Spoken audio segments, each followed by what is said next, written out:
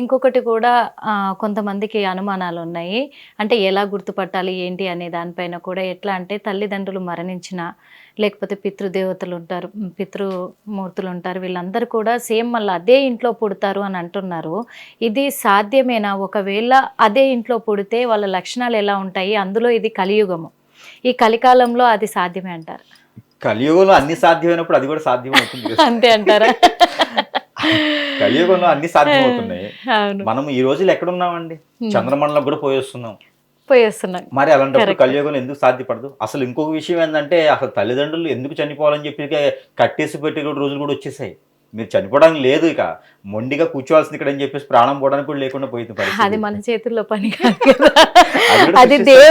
అది దేవుడు రాసిన రాత, దాన్ని ఎవరు తప్పించలేరు, ప్రకృతిని ఎవరు ఆపలేరు. మన కొంతమంది ఉన్నారు విలన్ మాస్క్ లాంటి వాళ్ళు ఉంటారు, ఎన్నో చేస్తున్నారు. ఇప్పుడు ఈ రోజుల్లో రోబోలు సృష్టిస్తున్నారు, మరమనిషిని సృష్టించినప్పుడు ఈ రోజుల్లో అది సృష్టించడం పెద్ద గొప్ప విషయం కాదు ఈ రోజుల్లో. అయితే మీరు అడిగినటువంటి ఏదైతే క్వశ్చన్ ఉందో దానికి నా సమాధానం ఏంటంటే అలా అయితే ఉండదండి. అలాగా మా నాన్నగారు మళ్ళీ జన్మించారు, మా అమ్మగారు చాలా మంది నమ్ముతుంటారు కదా గురువు గారు. ఖచ్చితంగా నమ్ముతారు. ఇప్పుడు దేవుణ్ణి పూజిస్తే నాకేదో జరుగుతుందని నమ్మకం, మా నాన్నగారిని మా అమ్మగారిని పూజిస్తే నాకేదో జరుగుతుందని నమ్మకం. కొంతమంది అంటారు కొంచెం చిన్న వయసులో కాలం చేసేవారు ఉంటారు కొంతమంది, వారికి ఒక ఊహాగానం కళలో వస్తుంటాయి. ఎట్లా అంటే నువ్వు మళ్ళీ ట్రై చేయండి, మీరు నేనే పుడతాను మళ్ళీ. తర్వాత సోదులు చెప్పించుకోవడం, కొన్ని రకాల జాతకాలు చూపించుకుంటే లేదమ్మా మీకు కోల్పోయిన వారు మళ్ళీ వస్తారట, మరి మళ్ళీ మీరు ప్రయత్నం చేయండి అనగానే వీళ్ళు డబ్బులు ఖర్చు పెట్టేసి ఏదో ప్రయత్నం చేస్తూ ఉంటారు.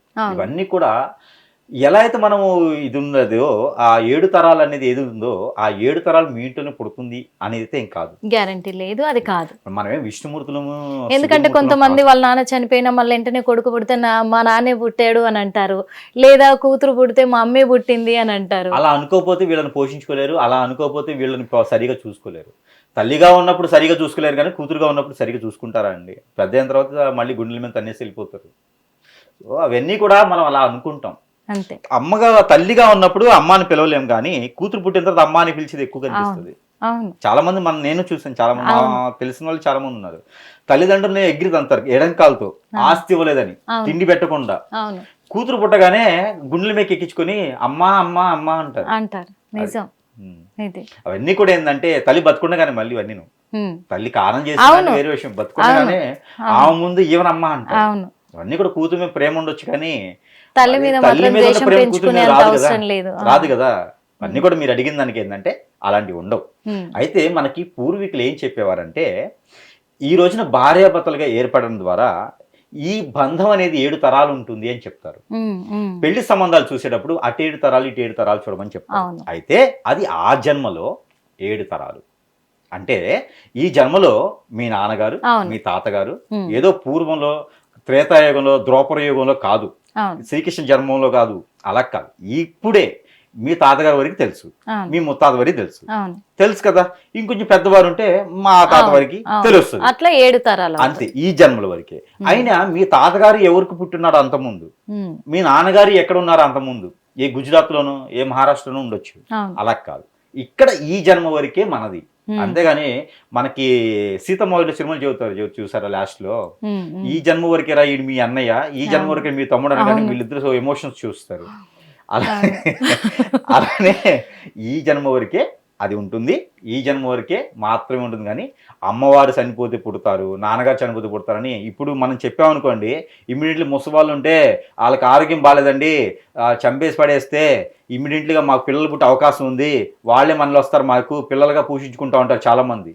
రేపటి నుంచి కాల్ స్టార్ట్ అవుతాయి ఖచ్చితంగా, అది మీరే ఫేస్ చేయాలి కూడా. అదే అంటున్నాను, అందుకోసం ఇప్పుడు మనం ఆప్షన్ ఇచ్చినట్టు ఉండేది అది. మళ్ళీ ఇంకోటిను అలా ఏమి ఉండదు. అందరూ కూడా గుర్తుపెట్టుకోవాల్సిన విషయం ఏంటంటే తల్లిదండ్రులు ఉన్నప్పుడు వరకు వాళ్ళని కాచుకొని చూసుకోండి. వాళ్ళు కాలం చేస్తే వాళ్ళు మళ్ళీ పుట్టేదానికి అవకాశం లేదు. ఇది ఖచ్చితంగా పెట్టుకోవాల్సిన విషయం. బండి తగలబడితేనో బండి యాక్సిడెంట్ అయితేనో అది సెకండ్ హ్యాండ్ తప్పితే మళ్ళీ కొత్తది అవ్వదు. అవును, ఇదైతే వాస్తవం. ఎందుకంటే కూతురు మీద ప్రేమ పెంచుకోండి కానీ తల్లి మీద ద్వేషాన్ని మాత్రం, అదే అంటున్నాను, పిల్లల మీద మీరు ప్రేమ పెంచుకోండి కాదన్నారు కానీ తల్లిదండ్రుల్ని మాత్రం ద్వేషం పెంచుకోవద్దు. అదొకటే ఇది ఇప్పుడున్న ఈ జనరేషన్ కి, అందులో ఒకటి ఈ జన్మకి అనుకునేంత వరకు.